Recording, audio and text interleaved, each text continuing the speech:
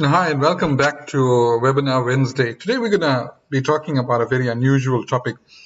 We are moving away from the technical and into the more personal career development topics.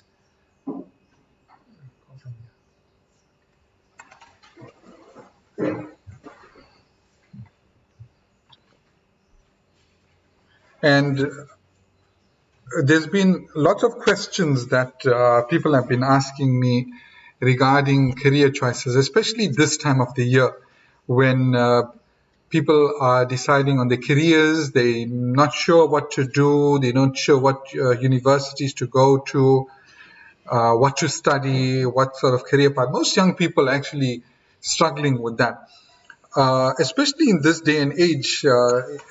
When technology is causing so much of disruption, when the world is changing in such radical ways, we need some kind of guidance.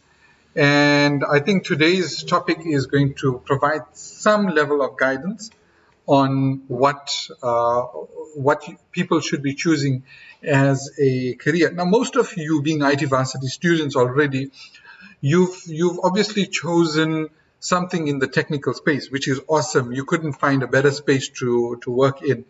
But what I love about development, and I being a software engineer myself, what I love about it and what you'll feel very encouraged about is that it's not just about software development. It's not just about being a technical person. Using those skills, you can get into pretty much any field you want if you realize that.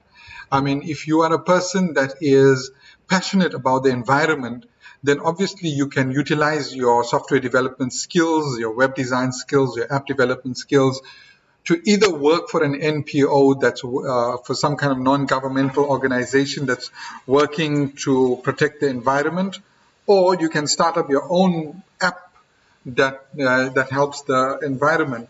If you're a person that loves the fast pace of startup businesses, you can start up your own business, and then you can choose which direction your business is going to go.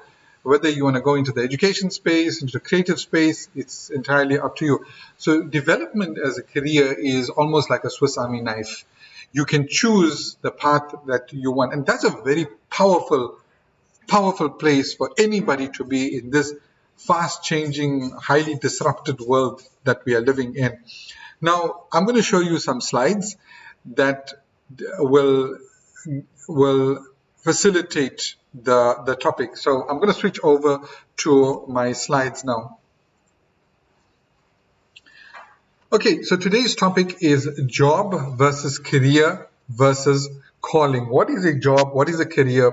And what is an actual calling? Now, this is an extremely important topic, especially in today's times. But before we go there, I want to describe something else to you.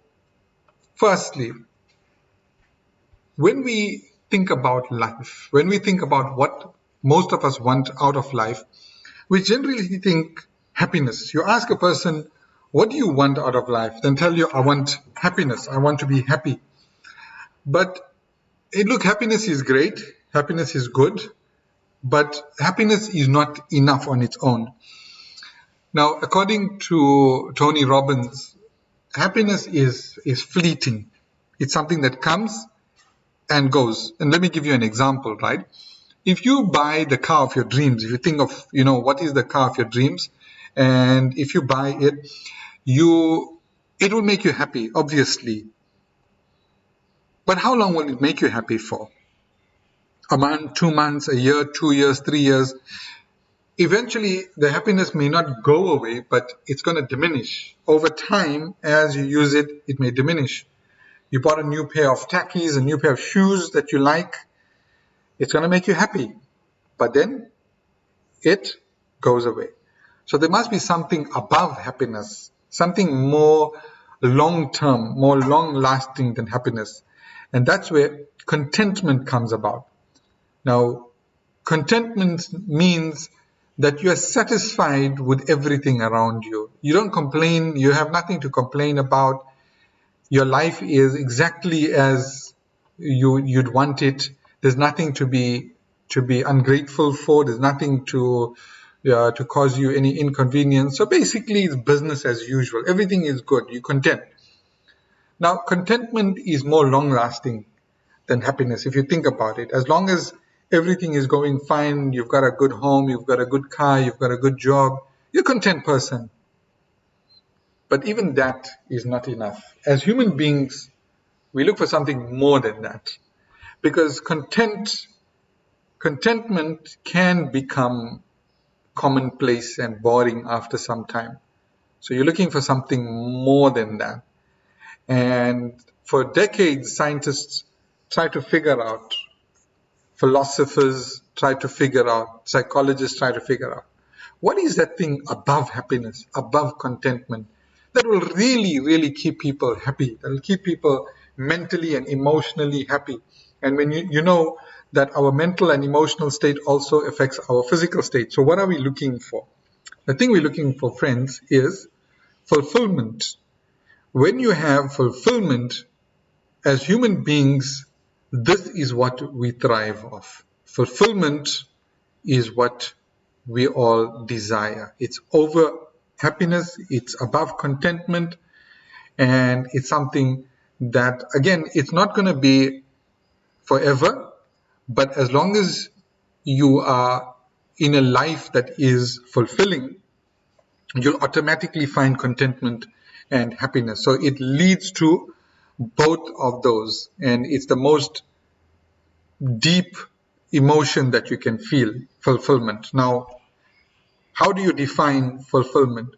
Fulfillment means that you absolutely love and you are passionate about your life. You get up in the morning, you go out there because you're looking forward to getting into the day. You're not one of those people that say, I didn't even feel like getting out of bed today. And that kind of feeling, that drive, only comes from fulfillment. I mean, think about it like this. We've got so many wealthy and famous people, like actors, who have money, they have fame, but they get into drugs, they get into bad habits. And the reason for that is because they've got everything and they're not fulfilled. There's nothing to get up out of bed for. There's nothing to live for on a daily basis. And that only comes from fulfillment. And fulfillment, strangely, comes from life's challenges. It comes from challenging yourself. It comes from pushing yourself. It comes from making yourself go beyond what you thought you were capable of doing and driving yourself. And every time you achieve something, it gives you a sense of fulfillment. Now, to give you my own personal example, there's two things that I find tremendous fulfillment in. One is developing software. I love developing software. I love starting a new project. I love working out the details of the project, working with a team, and coming up with a solution and deploying that solution. But above that, I love developing people. I love seeing my students go out into the world and become better people, and then come back and tell me how they've succeeded in life. So for me, that gives ultimate fulfillment. For you, you may find fulfillment in slightly different things. An artist finds fulfillment in the work that he does, in the art that he produces. A business person finds fulfillment in growing a business and making a success of it, empowering people, etc. So it's very important, it's critical in life that we find fulfillment in what we do. But then the question is, how do we get fulfillment? And this is where today's topic comes in. Now, I drew this little diagram here. I picked up this diagram from a book that I'm currently reading, and I decided to recreate it here for you. Now, this is a seesaw. I know it's a terrible diagram, but it's actually a seesaw. And the triangle in the middle is the fulcrum. It's the pivot point of the seesaw. On one side, on the right side, you've got the heart. On the left side, you've got the dollar sign. The heart stands for passion, and the dollar sign stands for money. Now, when you think about work life, almost everybody in the whole world, is riding the seesaw. You're somewhere between what gives you good money and what you really love doing. And the trick is to find that balance. For some people, the seesaw is heavier on the dollar side, because for them, they're making more money, but they're not doing something they're really passionate about, something they really love, something that's giving them fulfillment. For others, the seesaw is heavier on the heart side, meaning maybe the money is less, but they're getting tremendous fulfillment and joy out of what they are doing. And that's why you find some people, teachers, workers at NGOs, people working among disadvantaged communities, they may be struggling themselves and they may be not doing too well financially, but they are fulfilled. They love what they're doing, they're passionate about what they're doing. And that's great, but it's not ideal. Because in today's times, we can't afford to live in poverty while we look after other people. That's an injustice to ourselves and our families. So you need to find that balance, something that you love and you're passionate about, but also pays you well. And there's nothing wrong with that. There's nothing wrong with trying to get a little more out of life. Because, I mean, money is a facilitator. You know, there's an old saying that money is the root of all evil. That's wrong. There's no such thing as that. What is the root of all evil is an overpowering love for money. When that becomes your primary objective in life, then that becomes the root of all evil. When people will do just about anything to earn a quick buck, that's just wrong. So what we need to do in an ideal world is to find that balance between the dollar and the heart. Now, this is especially true in today's fast-paced world when things are changing, things are being disrupted, industries are being disrupted. I mean, in a previous presentation, I mentioned to you in a previous webinar that technology is disrupting our world in such a way that by 2030, half the jobs that we are doing today, that people are doing today, won't exist. In other words, you are preparing for jobs that don't exist. In 2030, we're going to have completely new job descriptions. We're going to have new jobs. We're going to have people doing different types of jobs that we can't even imagine now. So what do you do in this day and age when things are being disrupted so much? Again, the idea is not to get into a job. Don't think of it in terms of a job anymore. Think of it in terms of a calling, in terms of what you're going to do in your life. What field do you want to play in? And that's very important. That's where this topic plays a very, very important and critical role. Now, let me give you the definitions. We've got people that are doing jobs, people in careers, and people that are actually doing what is their calling. Now, what's the difference? It's important to understand the difference. The difference is this: a job you are just doing day by day and you're living for the weekends. You're only doing it because it's making you money. And if you can leave it today, you'll leave it and you'll do something else. If you could drop that and get into another job, you drop it and you get into something else. So that is purely a job. But when you look at a career is different. A career is not something that you are particularly passionate about, but it's something where you can see yourself doing this type of work long term.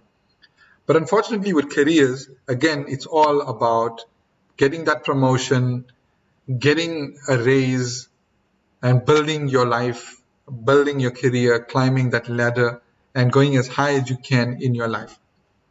So job and career are somewhat superficial. But calling is completely different. The word calling comes from religious texts where, a person finds religion or he finds the spirituality. But we apply it in the professional world, in the job space, in a similar meaning. A calling is basically when you ask yourself a question: what was I born to do? What is it that I would do if nobody even paid me to do it?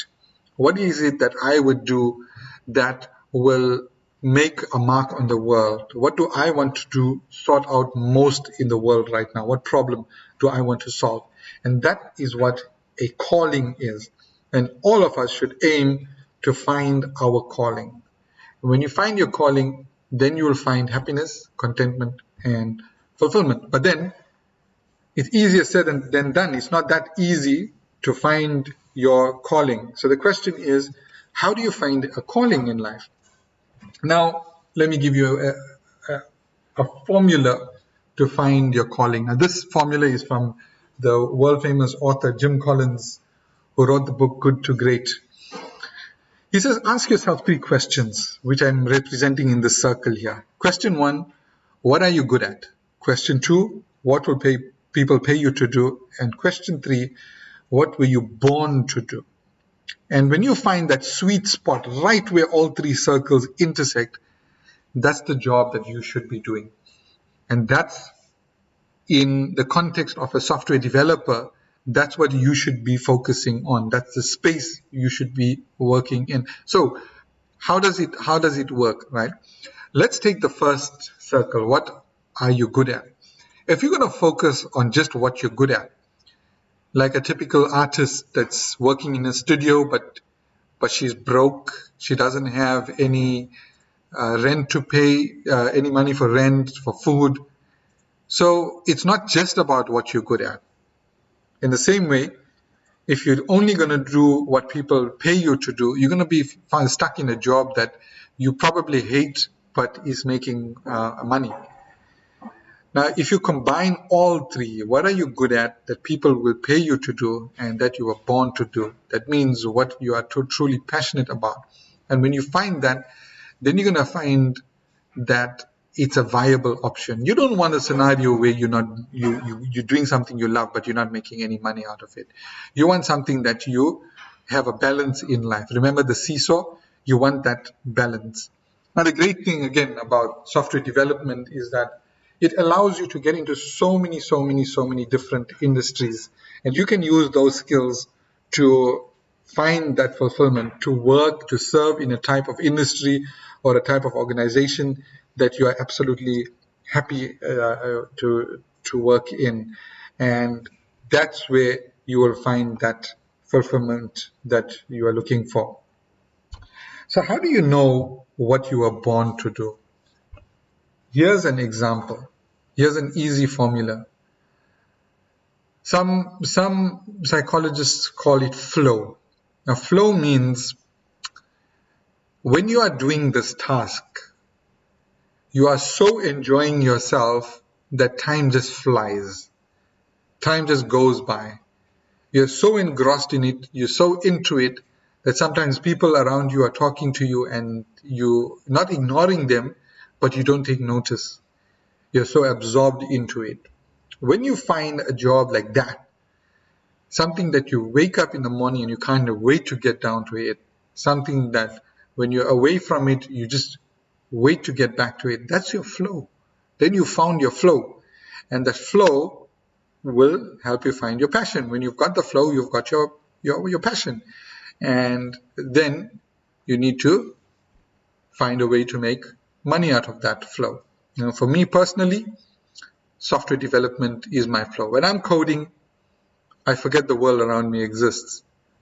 Sometimes, I was speaking to another coder who is very passionate. He says sometimes while I'm in the heat of trying to solve a bug or some coding problem, I even forget that I need to go to the toilet. And only when I'm done, then I realize I got a very urgent need to go to the toilet, and I run and go to the toilet. Some coders say that I dream code. And I mean it. It sounds funny right now, but literally when you're really into it, you will dream code. And that shows that you've found your flow. So when you are deciding what to do with life, there's it. Find your flow. Going back to the circles, that will almost put you into the middle of that circle. What were you born to do? That's your flow. What will people pay you to do? You find a way to profit from that. Because once you find your flow, it's not going to be hard to be good at it.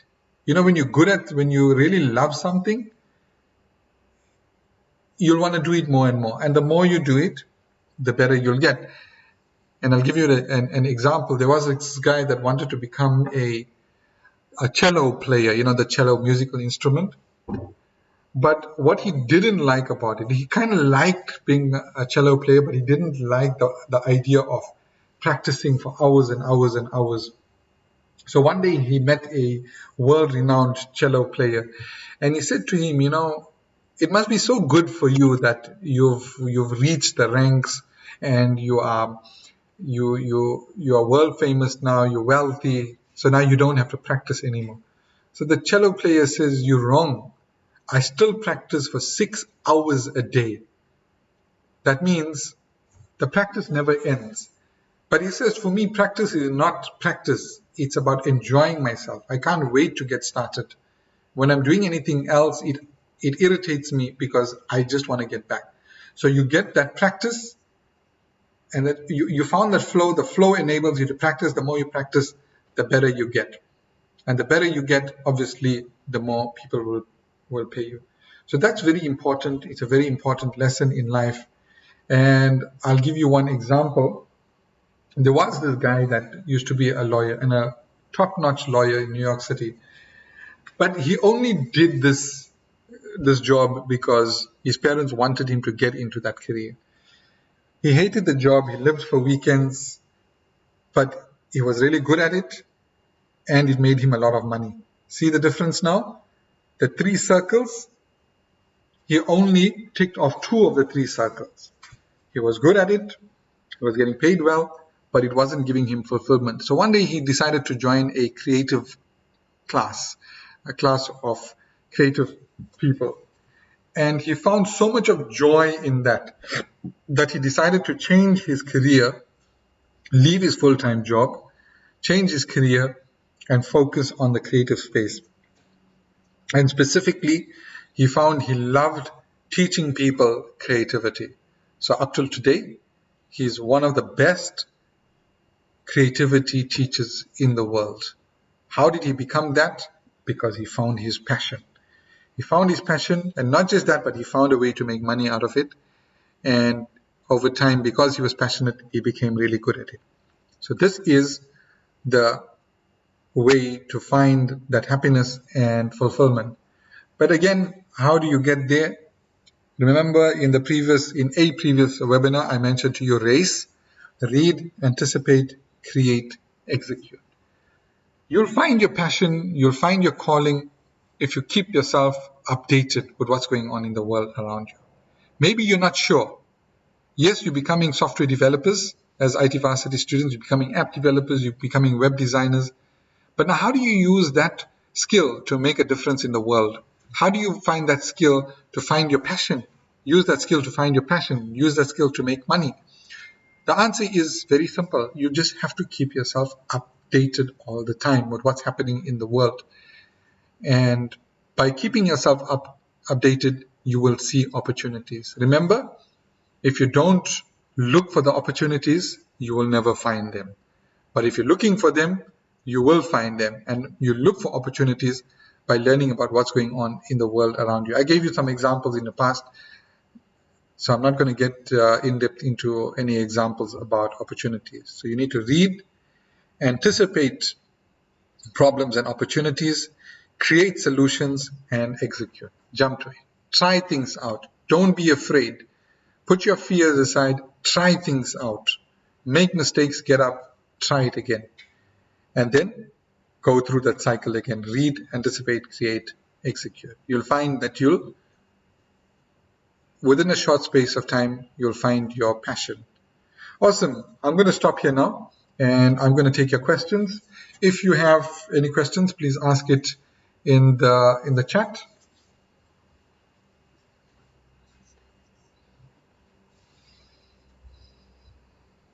It's me again.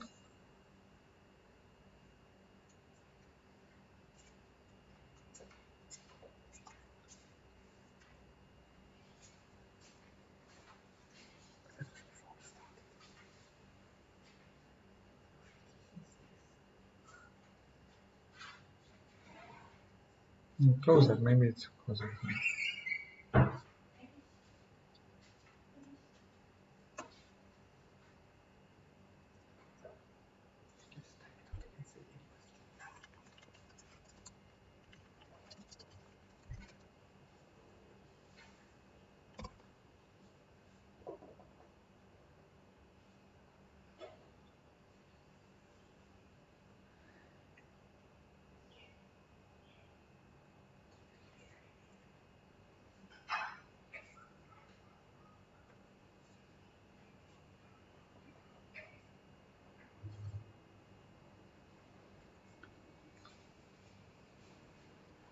Awesome. Doesn't seem like there's any questions, but if you have any questions.